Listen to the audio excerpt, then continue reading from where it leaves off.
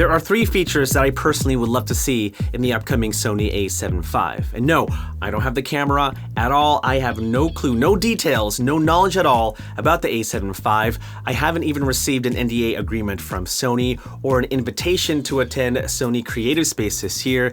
In fact, I don't think that event's gonna happen at all.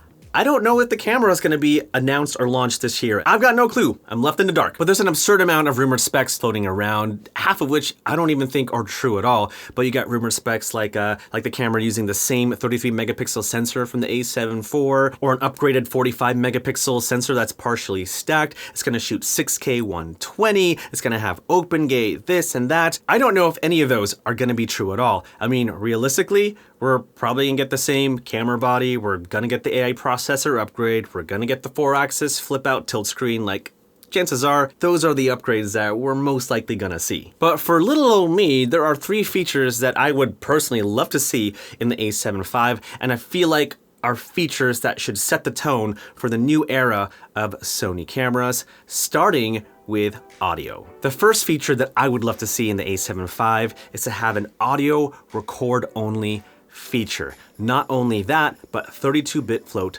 audio. Kind of similar to the Nikon ZR, which records 32-bit float audio with the onboard mic and whatever mic you plug into the camera, but I'm talking about just recording the audio only. Here's why. So say for example, you are filming a YouTube video, a simple talking head kind of like this, and you're filming in 4K for about 45 minutes to an hour.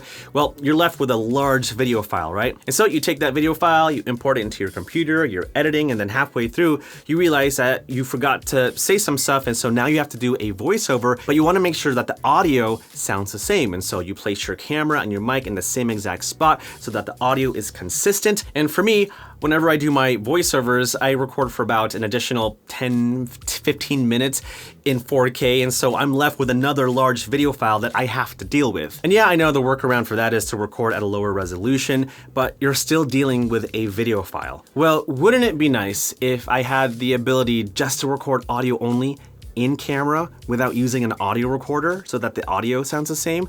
Wouldn't that be nice? And of course, have the ability to record 32-bit float audio internally. That would be great. I would love to see that. And it's a feature that I've actually requested for the past 3 years. Like 3 years ago at Camera Camp, me and a bunch of other creators sat with the Sony engineers and they asked us, what do we want to see in future Sony cameras? And that was the one feature that I wanted to see. Everyone first thought, oh, that's stupid, just use an audio recorder. But then I mentioned the situation of, doing voiceovers for a YouTube talking head, and they're like, oh, okay, yeah, that would make sense. And I know you can use an audio recorder, and if you have that, cool, good for you, Matt Johnson. But I'm talking about the people that don't have all the gear. All they have is their new A7V, a lens, and a mic. That's it. And if they had a feature to record audio only, not just to redo a segment in their video, but to do voiceovers for social media in camera, that'd be pretty awesome. Like, I wouldn't say no to that. So yeah, that is the #1 feature that I personally want to see. Audio record only, but also 32-bit float audio. Oh man, I'm breathless after that first one. The second feature that I would personally love to see in the A7V is a bigger screen. Very similar to what the Nikon ZR has. In fact, use that same screen, but also make it a 4-axis flippy out tilting screen. Now, I've been using Sony cameras for many, many years, and so I'm kind of used to that 3-inch size screen. But when I was filming with the Nikon ZR, I was like, this screen is amazing. Like, I don't really need an external monitor. Like, the screen is so big, this is so cool, this should be the standard. And if Sony combined their 4-axis screen with the Nikon ZR's 4-inch screen, that would be so cool. Like, a lot of people would really like that. Like, legit, when me, Donna, Chris, and Lee were playing with the Nikon ZR, we were all mesmerized with the screen. We all loved it. And if the screen was better quality, like if it was OLED or maybe borrowed from their Bravia technology, I don't know, I'm just kind of dreaming here. But basically, I want a bigger screen that's high quality, but also has the 4-axis flip out tilty thing. I think we'd all love that, except for Matt Johnson. And then the last feature, okay, this is a silly one, but the last feature that I would love to see in the Sony A7V, again, a feature that I've requested from the Sony engineer for years, is to have internal memory. Is that so hard? I mean, just think about it. Say that you're traveling and you're filming for 3, 4, 5 days, whatever, and you're capturing a bunch of content, 4K video, maybe 6K video, raw photos, all the works, but you're running out of space on your SD card. Even running out of space on the secondary SD card, and you forgot to bring another one. Well, having internal memory would help, right?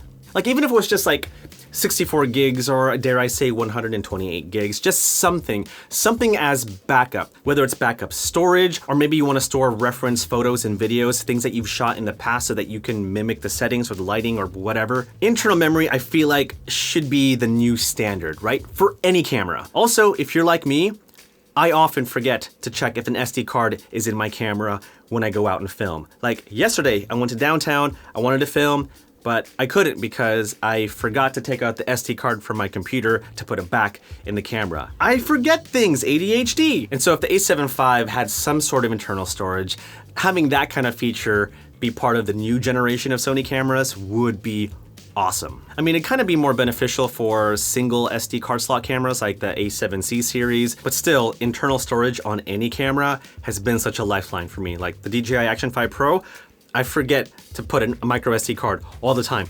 And so having the internal storage on that camera has been so helpful. It saved my butt. And so hopefully we'll get internal storage with the A7 V. But those are the features that I personally love to see. I mean, honestly, I'm not that excited about the A7 V, mainly because, well, ever since I got the A1 Mark II and the FX2, like, I feel like I'm good with Sony cameras, you know what I mean? I mean, I'm kind of half tempted to get the Nikon ZR just because it's so unique and I love that screen. But in terms of like Sony cameras, like I feel like I'm good. And so even if I don't get those features in the A7 V, I'm good, I'm chill. But if there are specific features that you would love to see in the A7 V, well, let me know in the comments below.